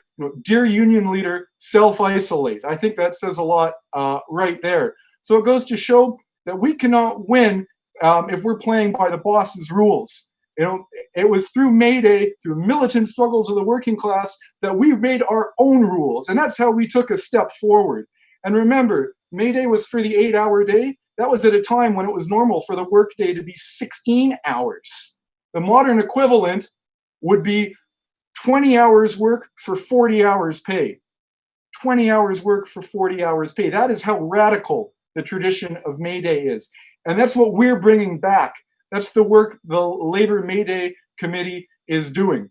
So the cause of the working class internationally is the cause of the struggle against imperialism and liberation of oppressed nations all around the world, and for basic dignity and freedom for those of us on the front lines of industry right at home. So one more time, I want to thank sisters, brothers, comrades who we work together with to make this event reality. We, the international working class, times might be bleak, but the future is ours. Our day will come. Okay? There will be workers' governments. There will be total human freedom. There will be a society without exploitation. Sisters and brothers, this is Tynan Liebert, oppositional member of the executive board of CUPE Local 2, electrical workers at the Toronto Transit Commission. Could not be more proud to be with you here today. And with that, I'm going to turn it back over to Brother Bruno Petraglia, who's introduced everyone, but he hasn't had an introduction. When school support workers in CUPE were crossing the picket lines of teachers, and it was supposed to be hush-hush and polite, Bruno raised his voice about it and was smacked down by the leaders of his union. And I think what the brother did was very honorable. We heard the song, Which Side Are You On? That's all about the picket line question, a line that's drawn in blood between the exploiting class and us, the exploited. And if we're going to turn the labor movement around, we need to start respecting the sanctity of the picket line, because sisters and brothers, that's our militant tradition. Thank you, Bruno. Thank you to the other comrades here. And I'll turn it over to, I guess it's our last speaker, but it's Bruno will introduce him. Solidarity. Thank you, Brother Tynan. Thank you. And yes, I'm a bit shy about that, but this is true. I did call out the scab policies that were going on at the beginning of December over at my local. There was a lot of picket line crossing when the OSSTF had its workers out there on strike. Now, the next speaker is coming up, but I'd like to remind everyone we're almost finished at 7 o'clock. So we're going to have the president of the Toronto Local of Canadian Union of Postal Workers, Kaiser Maroof. Oh, sorry, you forgot Mike Layton. He's going to go right before. Oh, I'm sorry. I'm very sorry about that. Mike Layton, and I will just quickly remind everyone, although you already know, Mike Layton is a Toronto City Councillor, and he has agreed to come and speak to everyone here. Thank you, Mike. Well, take it away. Thank you very much, brother. And my apologies. I was in and out trying to cook dinner and alleviate some of the pressure on our household that COVID's put on us. First, I'd like to gratefully acknowledge that I'm bringing greetings today from the territory of many nations, including the Mississaugas of the Credit, Anishinaabe, the Chippewa, the Haudenosaunee, and the Wendat peoples. It is now home to many diverse First Nations. including the Inuit and the Métis people. We acknowledge that Toronto is covered mostly by Treaty 13 with the Mississaugas of the Credit. Brothers and sisters, let me first acknowledge secondly, acknowledge that we thank all of the frontline workers that are helping us just get by through this crisis. That yes, the nurses and doctors and the care workers on the front lines, our EMS, but the long-term care, personal care workers, the shelter workers, the warehouse workers, the waste management workers, the seasonal farm workers, the TTC drivers and maintenance staff, the truck drivers, the grocery store clerks, the cooks and the dishwashers, the food delivery drivers. We are now redefining the value of the worker in society. And I think this crisis has given us a lot to reflect on about how we acknowledge and how we treat those many different individuals. Now, our city is faring better than most, I'll admit. Many in our city are faring quite well, but there are a lot that are struggling.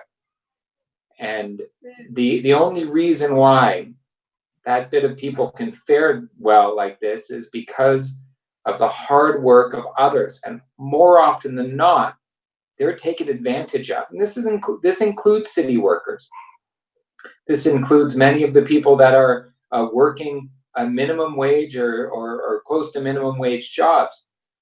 And that's why this May Day gives sort of extra significance, I think, in the global scheme. And I think it's certainly getting a lot of people that would not have thought about the role of workers at the margins in society, giving them cause to pause and think about how we value work. You know, the pressure of COVID is exposing weaknesses. And where they're exposing them is at our margins. Our seniors, those that need housing, those that are struggling with addiction, those that are working paycheck to paycheck. It's becoming more and more clear that in our wealthy and prosperous society, there are still those that 1 week, 2 weeks out, despite the fact that they're employed, they don't have any security. And they don't have, or they have fewer rights than many. How can we expect to be able to rely on a food system where workers along the way can't even take a day off because they're sick? That is ridiculous. And the good thing, and if I can paint a silver lining on it, and I hate to try to do it now as we're in the midst of it, but if I can give it a silver lining, it's that more and more people are talking about it. Now, I represent some of the most affluent parts of the country with Rosedale. I also represent some of the most impoverished parts of the country. But those people in the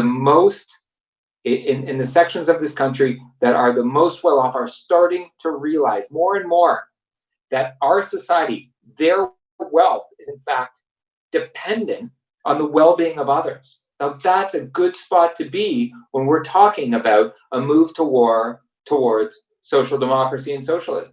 That is a powerful space to be. But it hinges on one thing. Too often, far too often, weeks and months and years after one of these economic crises happens, we forget. And governments fall back into the position of the status quo. It's a safe place. It is for them. It's a very safe place. So we have to challenge that. And this is our chance. This is our chance to break the status quo and not go back to business as usual.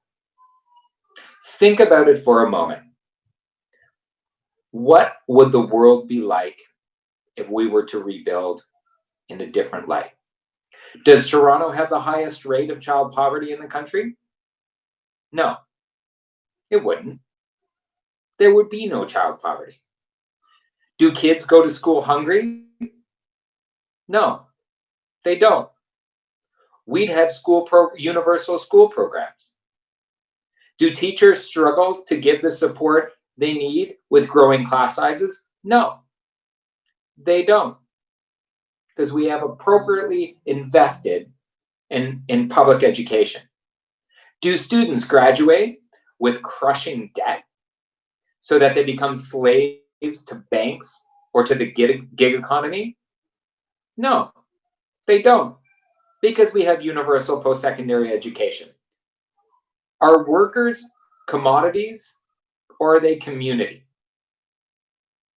Do people need to choose between paying rent and purchasing food or becoming homeless? No, they don't. Do the top 1% continue to control over 90% of the wealth? Well, of course not. Now, does capitalism continue to trump the future of our society and our culture and our planet? No, it doesn't. Now, these are some of the frames that we need to put on whatever comes out of this crisis. Changing we head to what is fair and what we want won't come just by tinkering from the margins. It happens only from transformative change. We need to rebalance society, the economy, and the environment. So how do we do that? We do that by challenging the institutions that got us here. Now, I hear you. I don't miss the irony here. I'm part of the government institutions that need to, in fact, change. And I hope that I've made some kind of positive change in the Toronto context. But I acknowledge that I need to, and we need to do collectively more. So as our governments formulate the path to recovery, let us pressure them. Let us insist. Let us force them to ensure that the recovery doesn't return us to the status quo, but it is just for workers. It is just for the homeless. It is just for those living at the poverty line. It addresses equality, racism. It addresses colonialism, and it addresses our environmental and climate crisis. Thank you very much. Happy May Day. I'm so sorry that I had to be in and out today, but I really have appreciated what I've heard from the other speakers today, and that all of you are contributing and participating. Thank you very much. Solidarity.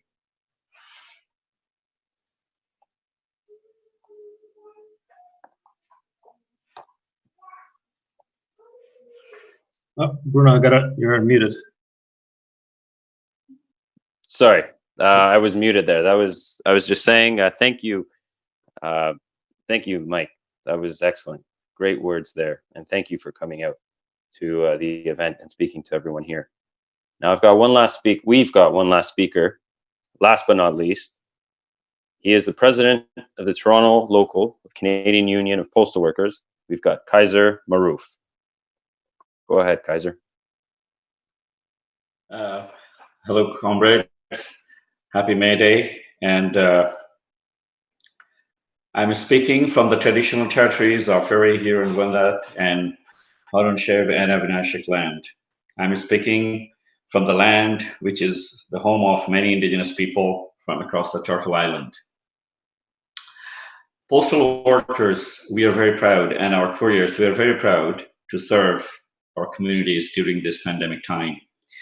We are helping Canadians to stay home and flatten the curve, and we are supporting the economy during this time of uncertainty. We have the pride on it. But the pandemic, we all talk about this coronavirus that has killed more than 2,300,000. So the lesson to be learned, and in one word, I can say that capitalism is a crime. No job at all, or a job without enough protection. Today, workers are trapped between hunger and fear. Workers are underpaid next to slavery. Workers demand a fair wage so that they can enjoy dignity of the work. This is an unprecedented situation, and people are stressed and concerned. We take this seriously, and our locals of Canadian Union Postal Workers are keeping a close eye on this situation within our communities. Socialist stewards are available in the floors to connect workers. We have a website to educate our members and also have all the resources available. But as a postal worker, we are in the front line, we are delivering, we are moving the mail, and we are serving our fellow citizens. But the government is so blatant and arrogant. They need to come up. And as you mentioned, all other speakers, that 1% cannot rule over 90%. As a labor activist myself, I believe that we can do it, and we will do it. As we said, that power to the people and solidarity forever. Let's have a united front. Let's have a solid dialogue. Let's have a world where workers are united and stand together. And let's have a working class, not a ruling class. Brothers and sisters, this is the time. We, the workers, need to be more united in this first ever May Day rally online to show our support to the working class people that we are all united. We cannot be sold out. Our lives are more important than the profit to this capitalist world. Let's stay together, let's stay stronger, and let's have a solid dialogue. Let's have a strike. As we speak today, there is a strike going on back in the States. Let's have a national day of protest in Canada, and let's show the power of the people which will rule by the people. In solidarity, Kaiser. Thank you, brother. Solidarity, Kaiser. Thank you. Very insightful. Now, before we wrap up here, there's a bit of confusion here. I want to touch back on the scabbing policy. This was a call came from Laura Walton, the president of the Ontario School Board Council of Unions, to defy, at the time of the teacher strike, to defy the rules and to not cross the picket lines that the teachers were forming. Unfortunately, the locals, the way the system is set up is that the locals do have some autonomy in this respect, and our local chose not to follow this call. And so, this was a defiance on my end against my local executive, not that of the Ontario School Board Council of Unions. Moving on now. Before we wrap up, I believe there's a plug-in from the brother who spoke earlier, Elliot Rossi, on the Foodora workers. So I'll just give the space for the plug-in to happen for Elliot Rossi. Hey guys, thanks again for letting me jump in at the end and just say this. Some of you may know we have set up the Courier Union has set up a hardship fund for all of my coworkers that are going to be in a lot of trouble pretty soon because we're all losing our jobs in 11 days. So if anybody has a couple of extra bucks they'd love to pitch in, I'd really appreciate it. I'm going to be fine, thankfully, but I know a lot of people who aren't. So that can be found at fundraiser.com. Fundraiser.com. That's fund, RAZR.com/Foodsters United. That's all I got. Thanks. All right. Thanks, Elliot. And we've also got another plug-in from our comrades out in Quebec. They are going to give us, a presentation from their perspective.